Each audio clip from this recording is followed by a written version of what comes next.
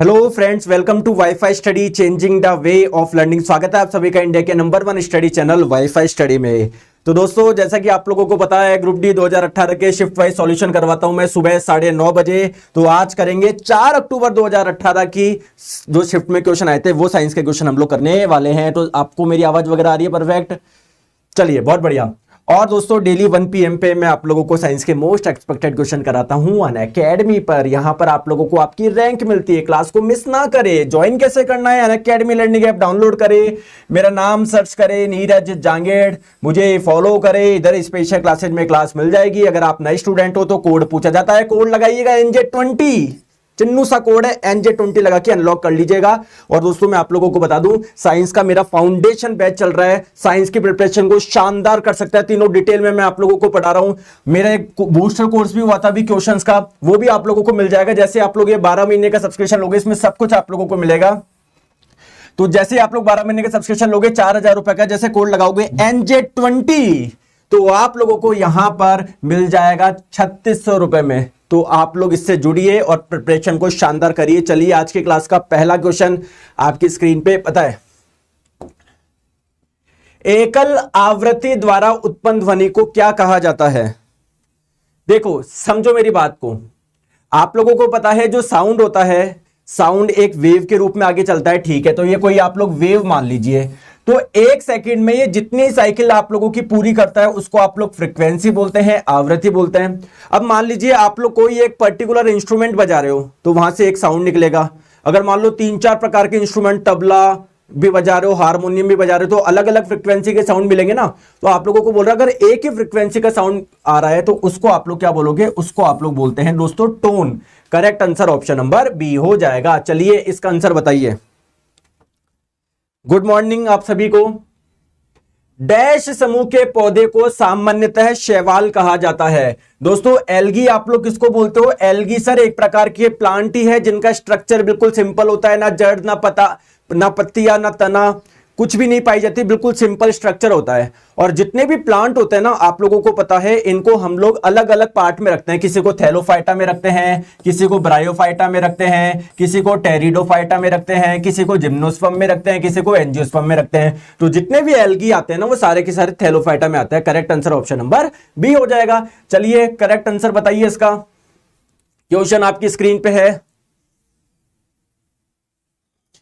धमाधम आंसर आ रहे हैं, क्या बात है। 10 न्यूटन का बल किसी वस्तु पर कार्य कर रहा है। चलिए, बहुत अच्छी बात है। कार्य कर रहा है, वस्तु बल की दिशा में 5 मीटर विस्थापित होती है, तो किया गया कार्य कितना होगा? अरे भैया, ये तो क्वेश्चन देखो, कार्य पूछा जा रहा है, वर्क। आंसर न्यूटन में तो आएगा नहीं। इसको या तो ये होगा या ये होगा।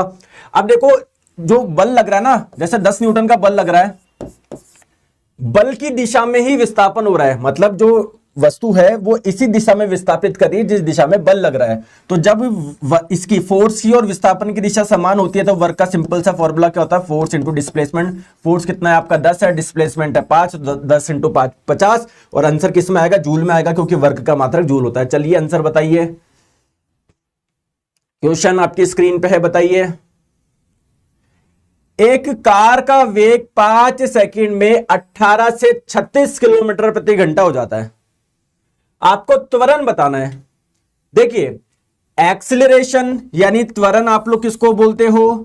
वेग में परिवर्तन की दर, यानी वेग में कितना परिवर्तन आया, या आप लोग बोल सकते हो चाल में कितना परिवर्तन आया। वेग में परिवर्तन बट्टे ये परिवर्तन कितने समय में आया। तो कितना परिवर्तन हुआ सर? 18 से 36 हुआ। तो कितने का परिवर्तन हो गया? 18 किलोमीटर प्रति घंटे का परिवर्तन हो गया। इसको मीटर पर सेकंड में बदलने के लिए 5/18 से गुना कर लो। अब ये पूरा का पूरा परिवर्तन 5 सेकंड में हुआ है। तो 5 से 5 कटा, 18 से 18 कटा, तो करेक्ट आंसर आ जाएगा 1। और एक्सेलरेशन का मात्रक होता है मीटर पर सेकंड स्क्वायर, जिसको आप लोग क्या लिख सकते हो? सेकंड ऊपर जाके -2 हो जाएगा ये। तो correct answer option number B हो जाएगा ना। जल्दबाजी में आप लोग ये ना कर दे डी। चलिए, इसका आंसर बताएंगे आप लोग। क्वेश्चन आपकी स्क्रीन पे बताइए।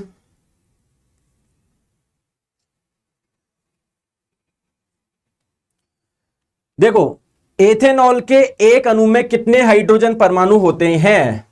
तो एथेनॉल का फॉर्मूला क्या है? C2H5OH। जिसको आप लोग एथिल अल्कोहल भी बोलते हो, तो इसके एक मॉलिक्यूल में हाइड्रोजन के कितने एटम है? 5 ये रहा, 1 ये रहा, total 6। Sir correct answer option number C हो जाएगा। चलिए बहुत बढ़िया, आंसर बताइए इसका। क्वेश्चन आपकी स्क्रीन पे बताइए।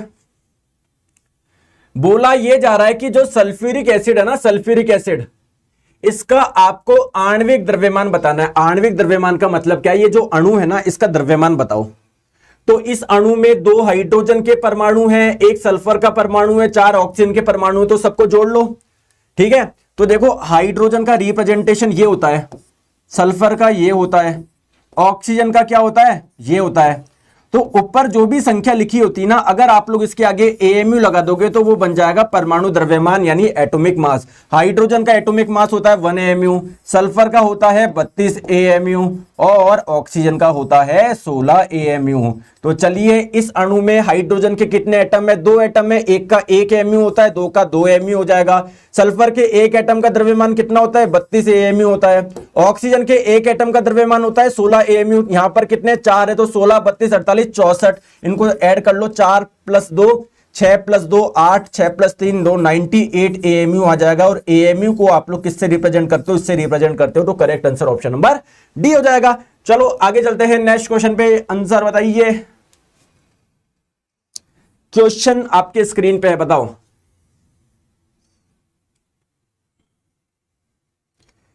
निम्न में से कौन सा कथन गलत है? नॉन मेटल फॉर्म एनायन, अधातुएं जो होती है वो ऋणायन बनाती है क्या?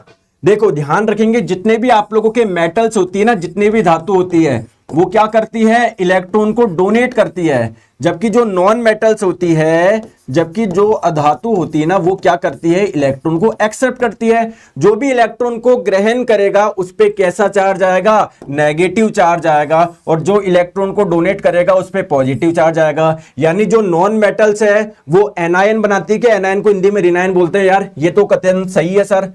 Non metal form acidic oxide. देखिए नॉन मेटल के जो ऑक्साइड्स होते हैं ना, जैसे बात करें कार्बन नॉन मेटल है, इसका जो ऑक्साइड है ना ये अम्लीय प्रकृति का होता है। तो नॉन मेटल के जो ऑक्साइड्स होते हैं कि एसिडिक होते हैं? कि बिल्कुल सही बात है sir. Non metal form cation, धातु धनायन बनाते हैं कि नहीं? ये गलत है, सी, ये गलत है, सी करेक्ट आंसर हो जाएगा आपका। चलिए आंसर आप लोग बताए। क्वेश्चन आपके स्क्रीन पे, कौन सा कथन सत्य है? रिलेटिव डेंसिटी के बारे में सारे के सारे स्टेटमेंट है। तो क्या होता है रिलेटिव डेंसिटी? देखो किसी भी पदार्थ की रिलेटिव डेंसिटी आप लोगों को निकालनी है। रिलेटिव डेंसिटी क्या होता है आप लोगों का? पदार्थ का घनत्व। किसी भी पदार्थ का आप लोगों को रिलेटिव डेंसिटी यानी आपेक्षिक घनत्व निकालना है या सापेक्षिक घनत्व निकालना है, तो उस पदार्थ का घनत्व लो, उस पदार्थ की डेंसिटी लो बट्टे पानी की डेंसिटी। पानी की डेंसिटी कितनी होती है? 1000 किलोग्राम पर मीटर क्यूब। और इस घनत्व को भी आप लोगों को किस में लेना है? किलोग्राम पर मीटर क्यूब में। तो इससे ये कट जाएगा, कोई मात्रक आएगा ही नहीं। तो रिलेटिव डेंसिटी का कोई भी मात्रक नहीं होता, इसकी कोई भी यूनिट नहीं होती। Correct answer option number C हो जाएगा। चलिए आगे, क्वेश्चन आपकी स्क्रीन पे है। दी गई अभिक्रियाओं में से कौन सी संयोजन अभिक्रिया के विपरीत होती है? दोस्तों संयोजन अभिक्रिया क्या होती है? जैसे मान लो कोई रिएक्शन हुई A + B, है ना, ये रिएक्टेंट है, अभिकारक है, अभिक्रिया करके इन्होंने बनाया C। तो जब 2 रिएक्टेंट या 2 से अधिक रिएक्टेंट जुड़ के एक सिंगल प्रोडक्ट बनाते हैं तो इस अभिक्रिया को बोलते हैं कॉम्बिनेशन रिएक्शन, संयोजन अभिक्रिया। दोस्तों कोई रिएक्शन ऐसी भी तो हो सकती है ना, जैसे मान लो जहां पर कोई रिएक्टेंट था, जैसे ही आपने अभिक्रिया करवाई है 2 पार्टों में टूट गया, तो इसको बोलते हैं डीकंपोजिशन यानी अपघटन।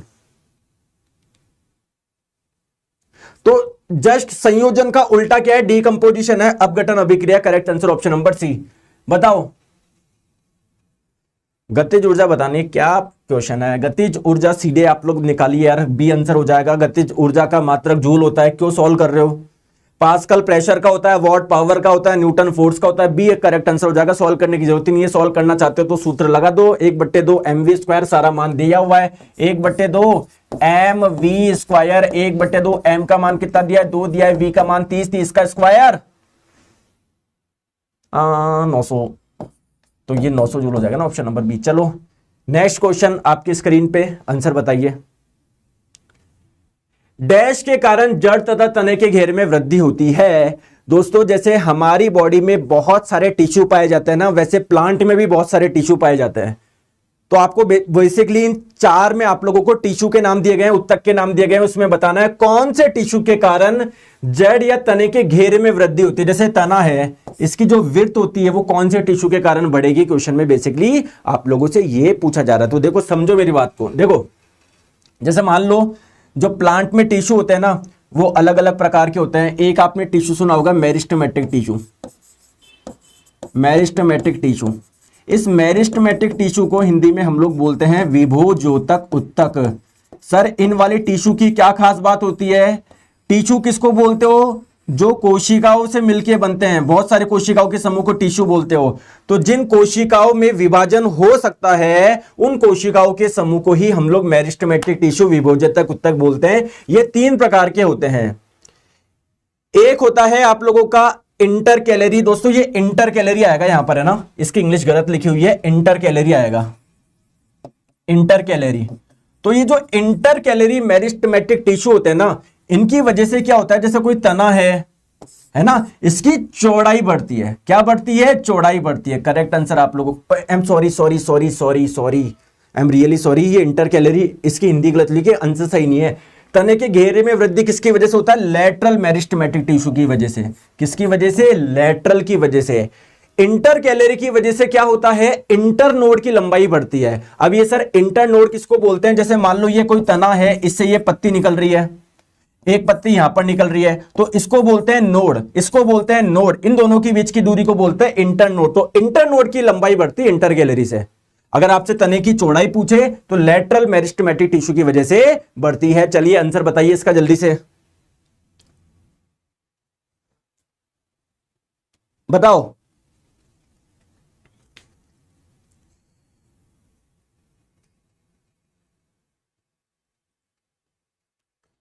आप लोगों से बोला जा रहा है किसी पदार्थ के एक मोल में मौजूद कणों की संख्या बताइए।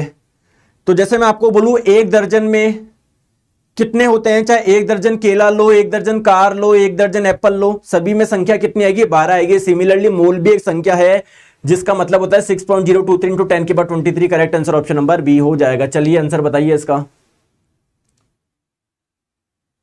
आप लोगों को इलेक्ट्रॉनिक विन्यास दिया हुआ है 2,8,7। आपको संयोजकता बतानी है। संयोजकता क्या होती है? बाह्यतम कोश में 8 इलेक्ट्रॉन को पूरा करने के लिए त्यागे गए या ग्रहण किए गए इलेक्ट्रॉन की संख्या को ही हम लोग संयोजकता बोलते हैं। इसके पास में 7 है, 8 करने के लिए क्या करना पड़ेगा? इसको 1 लेना पड़ेगा, तो इसकी संयोजकता 1 हो जाएगी। Correct answer option number B. चलिए आंसर बताइए। वायरस की डिस्कवरी किसने करी? विषाणु की खोज किसने करी? और दोस्तों शाम को 4 बजे भी तैयार रहना। आपको पता है ग्रुप डी के प्रैक्टिस सेट करा रहा हूं, बढ़िया बढ़िया, ठीक है। तो वायरस की खोज किसने करी? तो वायरस की खोज करी दिमित्री इवानोवस्की ने। करेक्ट आंसर आप लोगों का ऑप्शन नंबर बी हो जाएगा। और अगर आप लोगों से पूछा जाए बैक्टीरिया की खोज किसने करी, जीवाणु की खोज किसने करी, तो इसका करेक्ट आंसर क्या हो जाएगा? एंटोनी वेन ल्यूवेनहॉक ने। ठीक है, कौन से बैक्टीरिया की खोज करी थी? माइकोप्लाज्मा। ये माइकोप्लाज्मा जो बैक्टीरिया है छोटा होता है या बड़ा होता है? सर ये सबसे छोटा बैक्टीरिया है, सबसे छोटा बैक्टीरिया है, सबसे छोटा जीवाणु है। दोस्तों बैक्टीरिया में सेल पाई जाती है कि कोशिका? बिल्कुल पाई जाती है। दोस्तों कोशिका के चारों ओर एक लेयर होती है जिसको बोलते हैं सेल वॉल, हिंदी में बोलते हैं कोशिका भित्ति। तो क्या बैक्टीरिया में सेल वॉल पाई जाती है? बिल्कुल पाई जाती है। लेकिन माइकोप्लाज्मा इकलौता ऐसा बैक्टीरिया है जिसमें सेल वॉल यानी कोशिका भित्ति नहीं पाई जाती है, ध्यान रखिएगा। चलिए आंसर बताइए इसका। कोरंडम आप लोगों को बताना है इनमें से कौन कोरंडम है, कोरंडम का फॉर्मूला बताना है।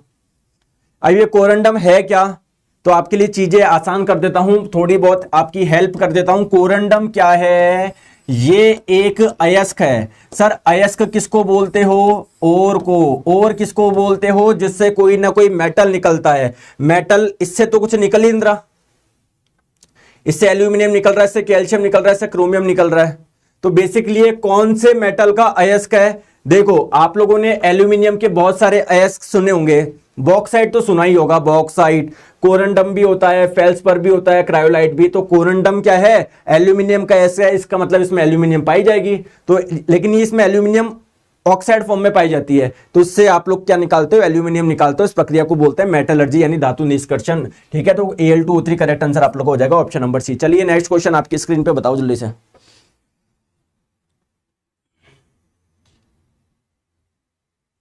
वायु को संतृप्त कब माना जाता है? When is air considered saturated? दोस्तों सैचुरेटेड का मतलब क्या है पहले समझो। जैसे जो वायु होती है ना, उसमें बताया अलग अलग गैसेज होती है, वाटर वेपर भी होती है, जल वाष्प भी होती है। अब दोस्तों मान लो उसके पास में मैक्सिमम वाटर वेपर आ गई, मतलब अब ये और होल्ड नहीं कर पा रही वाटर वेपर।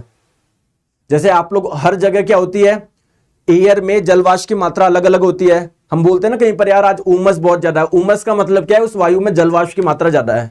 तो अगर किसी वायु में एक मैक्सिमम लिमिट तक जल वाष्प पहुंच जाए, उससे ज्यादा और वो होल्ड नहीं कर सके जल वाष्प, तो उसी एयर को आप लोग बोलोगे सैचुरेटेड एयर। तो जब इसमें जल वाष्प का अंश अधिकतम हो, है ना। करेक्ट आंसर आप लोगों का ऑप्शन नंबर बी हो जाएगा। आंसर बताए। ये तो भैया रीजनिंग का क्वेश्चन हो गया। यदि हीरे को सोना कहा जाता है, सोने को चांदी, चांदी को पन्ना और पन्ने को माणिक कहा जाता है, तो सबसे कठोर पदार्थ बताओ आप। हीरे को सोना बोल रहे हो, सोने को चांदी, चांदी को पन्ना, पन्ने को माणिक, तो सबसे कठोर पदार्थ दोस्तों आपको पता है सबसे कठोर होता है हीरा। अब आपने हीरा किसको बोला? ये देखो हीरे, मतलब हीरे को क्या बोल दिया आपने? सोना बोल दिया। तो correct answer option number B हो जाएगा। चलिए नेक्स्ट क्वेश्चन। लाइसीमीटर डैश के अनुमान, डैश का मापन करने में करो, डैश का मापन करने में मदद कर रहा है। देखो एक्चुअली क्या होता है, जो प्लांट होता है ना, है ना, जैसे मान लो ये आप लोगों के फोटो नहीं है, इधर देख लो। जैसे ये प्लांट की कोई लीव्स है, तो इनमें जो भी एक्स्ट्रा वाटर होता है ना, जब इस पे सूर्य का प्रकाश पड़ता है ना, तो वो जो एक्स्ट्रा वाटर होता है ना, वो वाष्प बन के उड़ जाता है। इस प्रक्रिया को बोलते हैं ट्रांसपिरेशन वाष्पोर्जन। तो किसी प्लांट से कितना ट्रांसपिरेशन हो रहा है, ये मेजर करने के लिए आप लोग लाइसीमीटर का इस्तेमाल करते हो। Correct answer option number B हो जाएगा। नेक्स्ट क्वेश्चन आपकी स्क्रीन पे, रूडिमेंट्री ऑर्गन्स की स्टडी को क्या बोलोगे? बताओ जल्दी से। देखो यार रूडिमेंट्री ऑर्गन्स क्या होते हैं? आप लोगों ने वेस्टिजियल ऑर्गन सुना है? वेस्टिजियल ऑर्गन, अवशेषीय अंग। अवशेषीय अंग कौन से होते हैं? ऐसे अंग जो अगर हमारी बॉडी में नहीं भी हो तो हमारी बॉडी पे कोई प्रभाव नहीं पड़ेगा। जैसे आप लोगों के लार्ज इंटेस्टाइन होती है ना, इससे कनेक्टेड होता है अपेंडिक्स। तो अगर किसी के अपेंडिक्स का साइज बढ़ जाता है तो उसको काटना पड़ता है। तो ऐसा थोड़ी उस व्यक्ति की डेथ हो गई यार अपेंडिक्स का ऑपरेशन हो गया, अपेंडिक्स नहीं है। अपेंडिक्स का हमारी बॉडी में कोई भी काम नहीं है। तो अपेंडिक्स क्या है? एक वेस्टिजियल ऑर्गन है, एक अवशेषीय अंग है। तो सिमिलरली दोस्तों रूडिमेंट्री ऑर्गन्स आप लोग किसको बोलते हो? जो वेस्टिजियल ऑर्गन होते हैं ना, इन्हीं को हम लोग कई बार रूडिमेंट्री ऑर्गन के नाम से भी जानते हो, है ना। रूडिमेंट्री अल्प विकसित यार, मतलब उनका कुछ काम ही नहीं है, विकसित होते तब उनका कुछ काम होता। तो वेस्टिजियल ऑर्गन को ही कई बार हम लोग रूडिमेंट्री ऑर्गन के नाम से जानते हैं। और इन वेस्टिजियल ऑर्गन्स या रूडिमेंट्री ऑर्गन की स्टडी क्या कहलाती है? डिस्टिलॉजी कहलाती है। Correct answer option number A हो जाएगा। चलो आगे नेक्स्ट क्वेश्चन पे। डीएनए की संरचना में कितने प्रकार के तत्व पाए जाते हैं? जैसे मैं आप लोगों को बोलूं इस वाटर के मॉलिक्यूल में कितने प्रकार के तत्व पाए जाते हैं? 2 प्रकार के पाए जा रहे हैं, एक हाइड्रोजन एक ऑक्सीजन। तो सिमिलरली दोस्तों डीएनए में कितने प्रकार के तत्व पाए जाते हैं? दोस्तों आपकी जानकारी के लिए बता दूं, डीएनए एक पॉलीमर है, बहुलक है। बहुलक किसको बोलते हो? जो बहुत छोटी छोटी यूनिट से मिलकर बनता है। और इसकी एक छोटी यूनिट को आप लोग बोलेंगे मोनोमर, हिंदी में आप लोग बोलेंगे एकलक। ये मोनोमर किससे मिलके बनता है ये बताओ मुझे। तो दोस्तों ये मोनोमर, इसका जो मोनोमर है जिसको आप लोग क्या बोलते हो? न्यूक्लियोटाइड बोलते हो। कई बार आप लोगों से क्वेश्चन में पूछा जाता है कि डीएनए का जो मोनोमर होता है उसका नाम क्या है? दोस्तों उसका नाम है न्यूक्लियोटाइड। समझ गए? अब ये न्यूक्लियोटाइड किस किस से मिलके बनता है ये समझो दोस्तों। इसमें होती है शुगर। शुगर किसको बोलते हो? कार्बोहाइड्रेट का ही कॉमन नेम शुगर है। कार्बोहाइड्रेट किस किस से मिलके बनता है? कार्बन, हाइड्रोजन, ऑक्सीजन से मिलके बनता है। इसमें एक होता है नाइट्रोजनस बेस यानी नाइट्रोजन युक्त क्षार, यानी इसमें आप लोगों को नाइट्रोजन मिल जाएगा। एक होता है फॉस्फेट ग्रुप यानी फॉस्फोरस मिल जाएगा। तो एक 2 3 4 5, टोटल 5 प्रकार के तत्व पाए जा रहे हैं। Correct answer option number A हो जाएगा। और दोस्तों जो डीएनए के स्ट्रक्चर है ना, ये वाला, ये डबल हेलिकल स्ट्रक्चर है।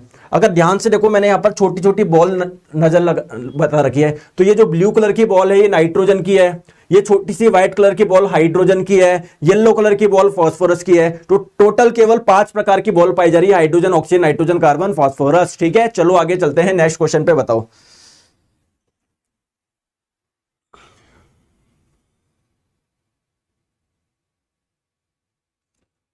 डीएनए के एक हेलिक्स में बेस पेयर की संख्या कितनी है। दोस्तों जैसे समझो, ये आप लोगों का डीएनए का स्ट्रक्चर ऐसा है, ठीक है, ये पूरा का पूरा एक हेलिक्स हो गया। एक्चुअली में क्या होता है, जैसा कि मैंने भी आपको बताया, डीएनए में कुछ क्षार होते हैं, कुछ बेस होते हैं। तो कौन कौन से बेस पाए जाते हैं डीएनए में? एडेनिन, साइटोसिन, ग्वानिन और यूरेसिल या थाइमिन, सॉरी थाइमिन, समझ गए। अब दोस्तों होता क्या है, ये एडेनिन कनेक्ट होता है किससे? थाइमिन से। साइटोसिन कनेक्ट होता है ग्वानिन से। तो ये एक पेयर बन रहा है, ये दूसरा पेयर बन रहा है, समझ रहे हो। तो टोटल इस एक हेलिक्स में कितने पेयर आप लोगों को मिलेंगे, ये बोला जा रहा है 10 पेयर मिलेंगे। ठीक है, चलिए नेक्स्ट क्वेश्चन। जब कोई तरंग किसी दर्पण में से परावर्तित होती है तो उसके किस चीज में परिवर्तन आता है? देखो ये कोई क्या है, दर्पण है, समझ में आ गया। तो मान लीजिए कोई प्रकाश की किरण आई आई आई आई आई आई आई आई, परावर्तन हुआ, गई गई गई गई गई गई। तो परावर्तन में क्या होता है, जिस माध्यम से आई उसी माध्यम में जा रही है। और किसी भी माध्यम में प्रकाश की चाल फिक्स होती है, जैसे एयर में होती है 3 × 10⁸ मीटर पर सेकंड। तो 3 × 10⁸ मीटर पर सेकंड से आई थी, 3 × 10⁸ मीटर पर सेकंड से गई। तो इसके वेलोसिटी में तो कोई भी चेंज नहीं हो रहा, या फिर आप लोग बोल सकते हो उसकी स्पीड में तो कोई चेंज नहीं हो रहा। और किसी भी वेव की, किसी भी तरंग की जो स्पीड होती है उसका फॉर्मूला होता है फ्रीक्वेंसी इंटू वेवलेंथ, यानी आवृत्ति गुना तरंग दैर्ध्य। समझ में आ गई बात को? समझ में आ गई, ठीक है। अब दोस्तों ध्यान रखिएगा, चाहे परावर्तन हो चाहे अपवर्तन हो, कभी भी फ्रीक्वेंसी में चेंज नहीं आएगा, चाहे परावर्तन हो चाहे अपवर्तन हो। तो आप बोल रहे हो, ध्यान से समझना, आप बोल रहे हो स्पीड में कोई चेंज नहीं हो रहा, आप बोल रहे हो फ्रीक्वेंसी में कोई चेंज नहीं हो रहा।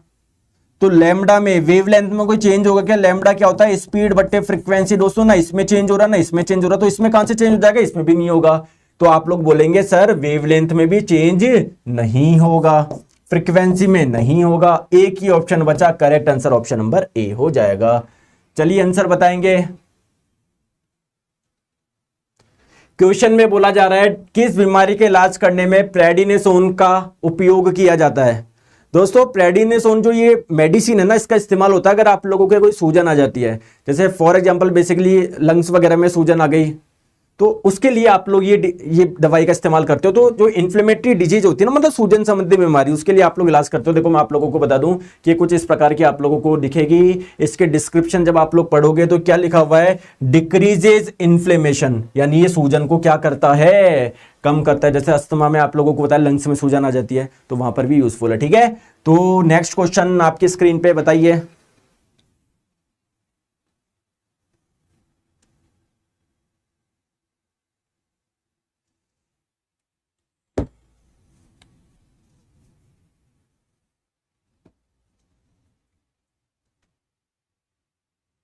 साधारण शर्करा से जटिल शर्करा बनाने में शामिल कोशिका अंग है। कौन सा कोशिका अंग है जो ये कार्य करेगा? देखिए दोस्तों, हमारी बॉडी में क्या बनते हैं? प्रोटीन बनते हैं। हमारी बॉडी में दोस्तों कार्बोहाइड्रेट भी बनते हैं, क्योंकि आपको पता है जो भी हार्मोन्स बनते हैं ना, कुछ हार्मोन्स होते हैं प्रोटीन के बने होते हैं, कुछ कार्बोहाइड्रेट के बने होते हैं। तो बेसिकली हार्मोन बनने का मतलब कार्बोहाइड्रेट बनना।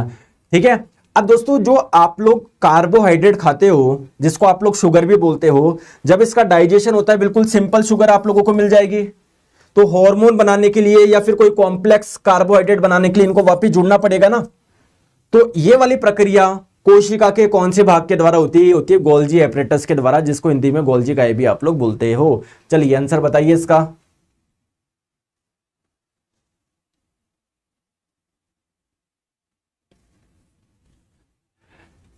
निम्नलिखित में से कौन कोशिकांग पर विचार करिए। 3 आप लोगों को ऑप्शन दिए हुए हैं, माइटोकॉन्ड्रिया, क्लोरोप्लास्ट, एंडोप्लाज्मिक रेटिकुलम। इसमें से कौन सा सेमी ऑटोनोमस ऑर्गेनल है? दोस्तों सेमी ऑटोनोमस ऑर्गेनल किसको बोलते हो? कोशिका के किस अंग के पास में डीएनए पाया जाता है? एक तो दोस्तों न्यूक्लियस के पास में पाया जाता है, न्यूक्लियस के अलावा कहां पर पाया जाता है? माइटोकॉन्ड्रिया में पाया जाता है। और दोस्तों प्लांट की सेल में एक पार्ट और पाया जाता है क्लोरोप्लास्ट, उनमें भी डीएनए पाया जाता है उनके पास में। तो माइटोकॉन्ड्रिया और क्लोरोप्लास्ट सेमी ऑटोनोमस ऑर्गेनल कहलाएंगे, एंडोप्लाज्मिक रेटिकुलम नहीं कहलाएगा। 1 और 2 correct answer option number B हो जाएगा। तो चलिए नेक्स्ट क्वेश्चन आपके स्क्रीन पे बताइए।